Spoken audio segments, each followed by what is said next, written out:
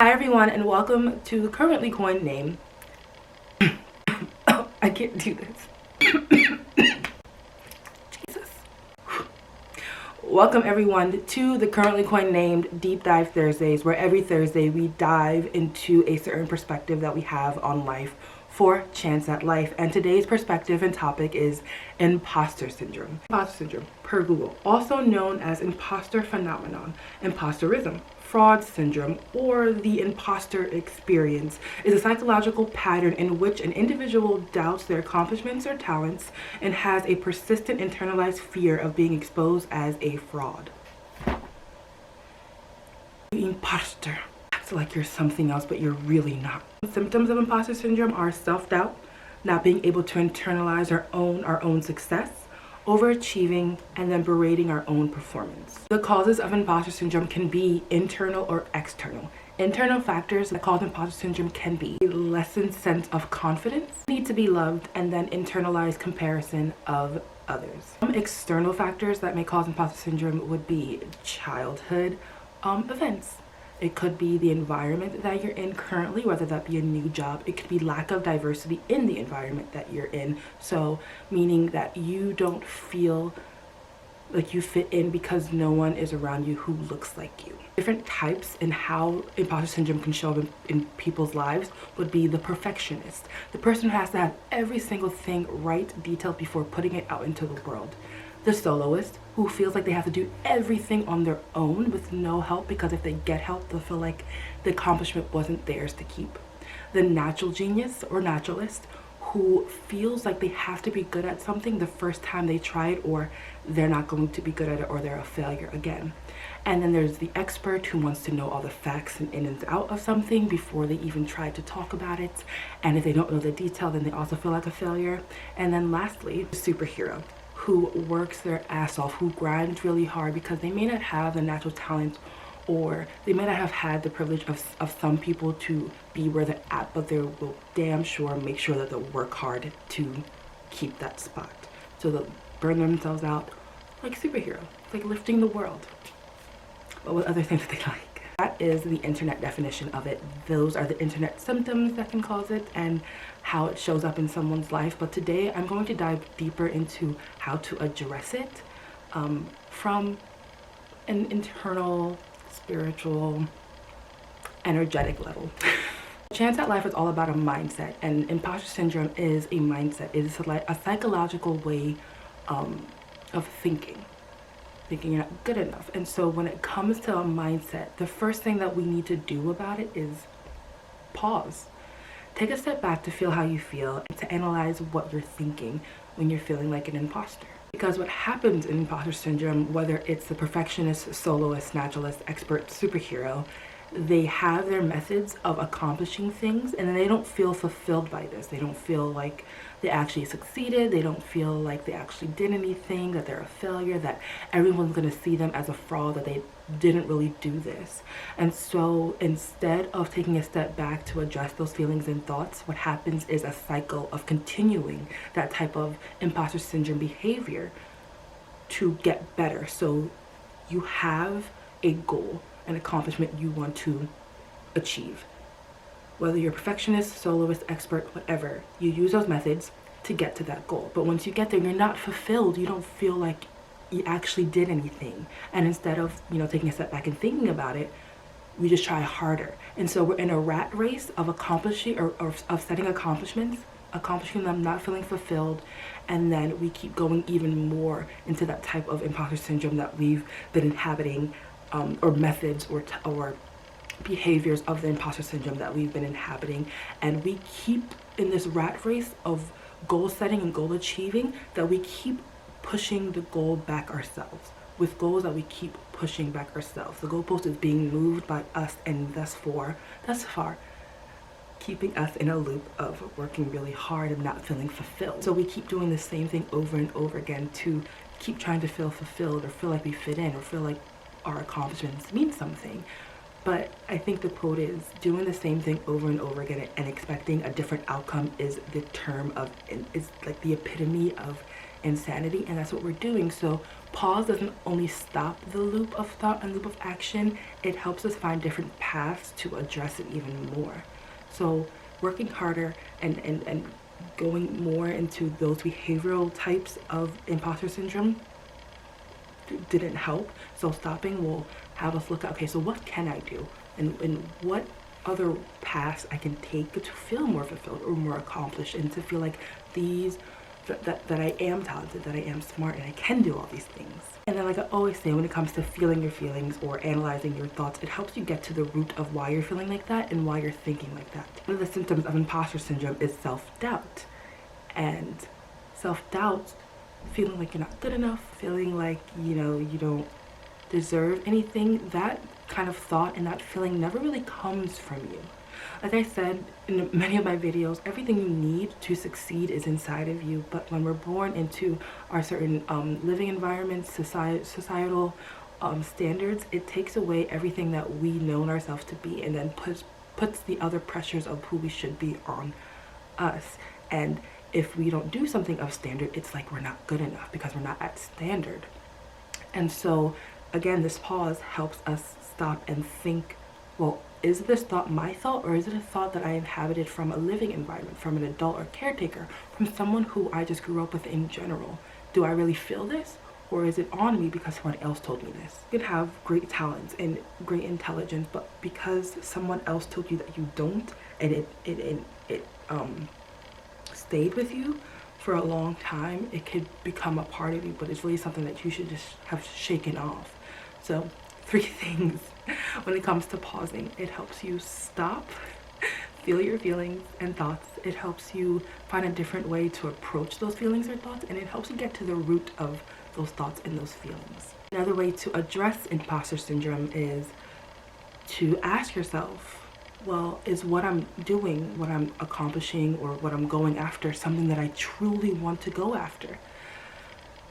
Again, society has these standards that we should want to do this, we should want to achieve this, we should have this, that, and the third, but essentially that's not always what we want. It ends up quieting the way we feel in our own desires and purpose here, and just making it that we are just looking at what other people say we should be doing or we should want.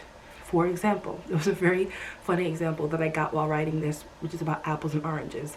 Everyone compares apples and oranges all the time, right? But let's think about apples and oranges. Their actual seed grows apples and oranges. If you plant an apple seed, you'll get an apple tree. If you plant an orange seed, you get an orange orchard.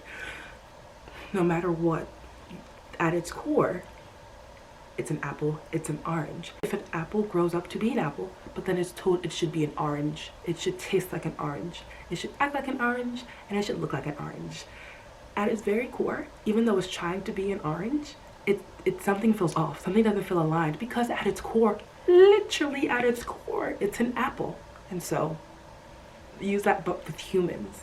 At our core, we know our purpose. At our core, we know what we like and what we don't like, but those voices, those thoughts and purpose and feelings are quieted by all the other outside voices.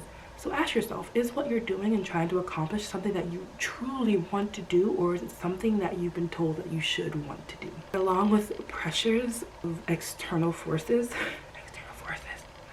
I know a lot of people get into a job they don't want to do, or do something that they do not want to do because of pressures to provide financially for a family, or pressures to be the successor in their family, maybe because you want to make someone proud. I think it's really important to make yourself proud first, and to make sure that you're fulfilled before you try to take on the responsibility of taking care of others. Because, like the very cliche saying, you can't pour from an empty cup. If you are doing something just to help someone out, and you have pressures of doing this to help someone out, that can turn into resentment on the long run. And all of a sudden you're retired and you don't feel fulfilled even more, because your whole life has been driven by helping others. And a lot of times these pressures that you have to help someone else isn't coming from them, it's coming from yourself, and wanting to be the provider, wanting to be the person who makes it all better. And that comes from wanting to please people. So again, it goes back to, is it something you want to do, or something that you feel like you should do. Another way you can address imposter syndrome would be to have grace with yourself, because if it's not the other two aspects that are impacting you, it could just be that you're just being too hard on yourself. And that can come from, again, the adults we grew up with when we were little, or just our childhood in general, about the elements of success in the environment that we were in, and how you have to be hard on yourself. You have to work hard to do this. Success does not come easy, and you just make it that much harder to on the road to it, and it doesn't do anybody any good. So it's to have patience with yourself. You're not going to be good at something the very first time that you try it, and there's always room to grow and learn. So even if you get to somewhere, you're going to have there's always more learning to do and better to become. You can't just be the greatest of all time right off the bat. Natural talent really isn't a thing. So for example, for me, I like singing, and I have a knack for it.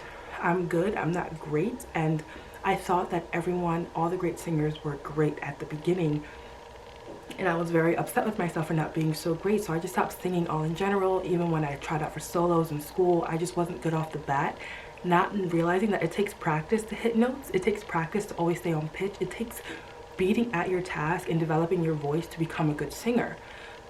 I realized that wanting to be great off the bat when it came to singing was false, because I saw an interview that Ed Sheeran had on a talk show about how when he first started singing, he was horrible. He was pitchy, he couldn't get a note, but because of practice, he became a really good singer and a really great performer, and with instrumentalist and a really good a person who plays instruments. It all takes practice.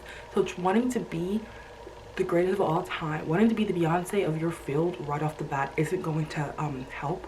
The road to success is paved with no, I'm kidding. The road to success is paved with practice. So just be good to yourself and have patience with yourself and enjoy the journey. And then the thing about imposter syndrome, if it's not the other two that impacts you by deep thinking or childhood trauma or just doing something that you don't want to do, it's self-talk. Self-talk acknowledges your thoughts. So if you're thinking, I keep making mistakes, maybe say, I make mistakes, but it's okay because I'm learning. And that gives you, again, more grace with yourself, and it helps reprogram your thoughts and reprogram what you say, because what you think is what you see, and what you see becomes your reality. But we can always change our reality by reprogramming what we say and what we think. So instead of saying that person is better than me, say that person is better than me because they had more time to practice. I'm not good enough. I'm not good enough yet, but I'll practice and I'll keep going and learn more and do better. It was just luck. Another part of imposter syndrome is not owning our own success, not claiming our hard work and saying it's just luck. I just got here by luck. But what is it? Opportunity is hard work and luck meeting at one path, I believe the quote is kind of. So maybe it's a little bit of luck, but it's mostly hard work and getting you to that place of the luck. So own yourself. So don't say it's just luck. It says, say it's hard work. Yes, I worked hard for this. Acknowledge your work. Acknowledge what you've done to get to that point, and don't knock it to the side. So make sure you're talking to yourself at every point, acknowledging the milestones. And lastly, acknowledge the milestones. Just said within self-talk, but always looking at the goal, but not looking at the steps to get to the goal. Thus, graduating takes passing many tests, getting to different years of college, or just high school in general, but going to college takes many years of going to college. It takes sitting through many classes. It takes studying nights. It takes working if you have to actually pay for yourself. So all those little steps get you to graduation. But if you don't celebrate those little things, graduation will seem so far away. It seems so unattainable, and then when you attain it, it feels like, okay, I'm here, now what? But if you celebrate each milestone and celebrate the small wins, the big win will be, more fulfilling that way too. We are worthy of the success and the achievements that we want to fulfill in this world. We are worthy of the talents and the practice that it takes to be successful. We are worthy of that success when it comes to our door. Worthy of diving deep and tapping into that talent that you have within you. It makes life great, and that's fucking beautiful.